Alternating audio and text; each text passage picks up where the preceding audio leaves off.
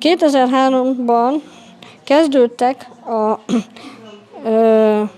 az első Európai Uniós pályázatok, és a szociális ellátórendszer fejlesztő elemek eléggé kimaradtak, és a 2004-es évi költségvetési törvénytervezet elvont egy csomó pénzt a fogyatékos ügyből. Tehát már 2004-ben elkezdték az elvonásokat, és ezért újabb demonstráció következett, amin 5000 fogyatékos ember vett részt a -10 fokos hidegben. Erre vidékről is jöttek fel. Másnapon elkezdődtek a tárgyalások az országos fogyatékosügyi programban meghirdetett EU támogatási programok közötti kapcsolat lehetőségeiről. Ennek a demonstrációnak a hatására elkezdtek az EU-s programok között és a fogyi programok között ilyen átjárhatóságot találni, hogy megtalálják, hogy hogyan lehetne bekapcsolni az EU-s programokba. Volt 2004-ben a Blaha Lujza téren, ami ilyenkor még mindig nem beszélünk sehol akadálymentesítésről, a De Jure Alapítvány és számos szimpatizás szervezet, és itt megint voltak kismamák és biciklisek is, a Blaha Lujza téren tüntettek azért, hogy történjen már végre valami akadálymentesítés, és már itt akkor a főpolgármestert és a BKV illetékeseit szólították fel arra, hogy tegyék már ugyan akadálymentessé. 2004-et írunk, és 98-ban elfogadott törvény óta nem igazán történt semmi.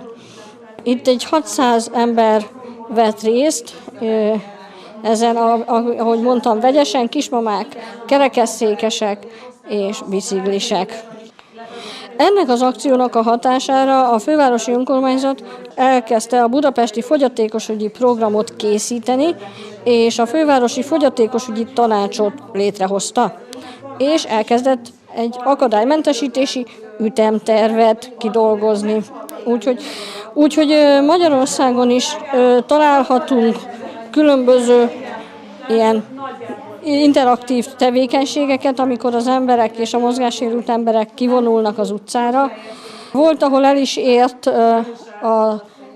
a tüntetések hangja a döntéshozókig, de folyamatosan elvonások történnek, folyamatosan semmibe veszik a hangunkat,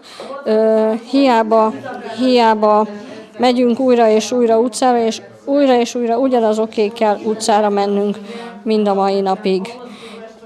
Úgyhogy itt tartunk 98 óta.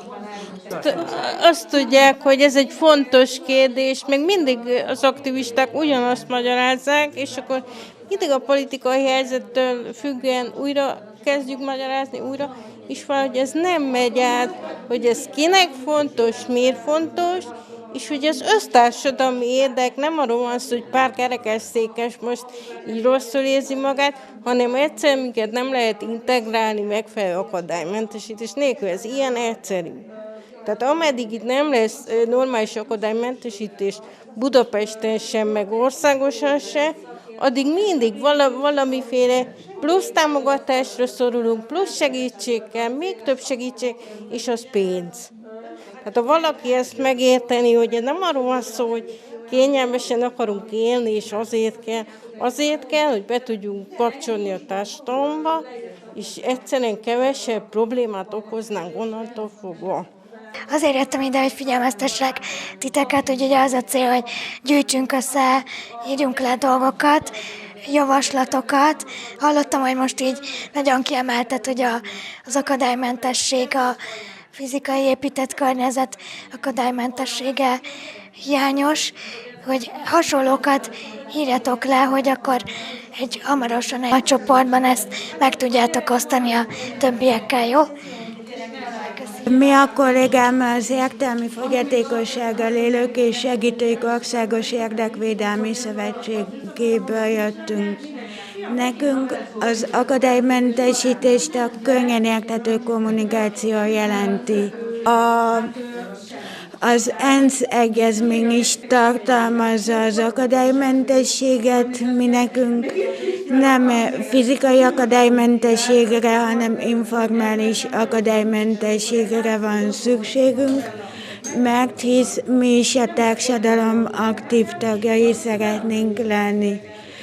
Tárgyalunk döntéshozókkal, mind helyi szinten, mind országos szinten, mind nemzetközi szinten, illetve tartunk most képzést hivatásos gondnokoknak, illetve az ország nem tudom, hogy hány ítélőtábláján is beszéltünk bírákkal, hogy számunkra mi lenne a legjobb, de a bírákképzésről megkérem kollégámat, hogy beszéljen.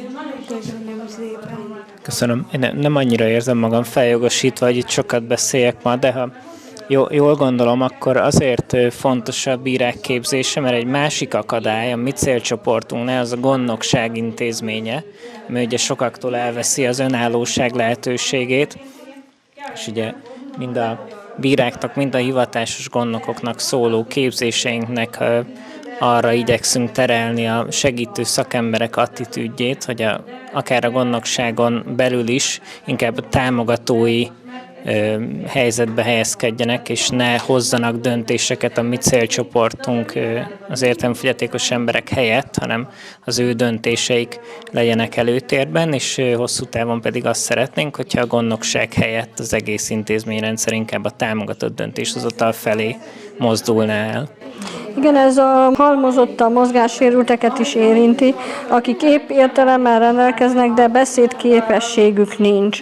Tehát ez számunkra is fontos megismertetni bírákkal, mert nagyon sok olyan mozgássérült van gondnokság alatt, aki épp értelemmel rendelkezik, de mivel nem tud beszélni, nem tud aláírni, így elvették a cselekvőképességüket. Úgyhogy szerintem írjunk is mi egy-két olyat, hogy ugye az hozzáférhetőség mind fizikálisan, mind szellemileg.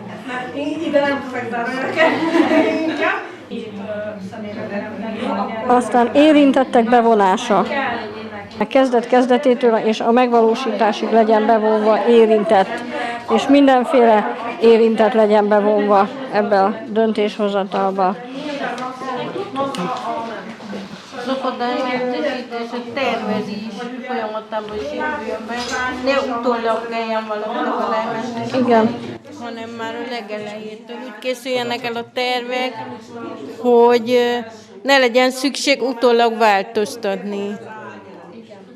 Sokkal költséghatékonyabb, ha már a tervezéskor ezt figyelembe veszik, és nem utólag kell gondolkodni, hogy is lenne ez mégis jó.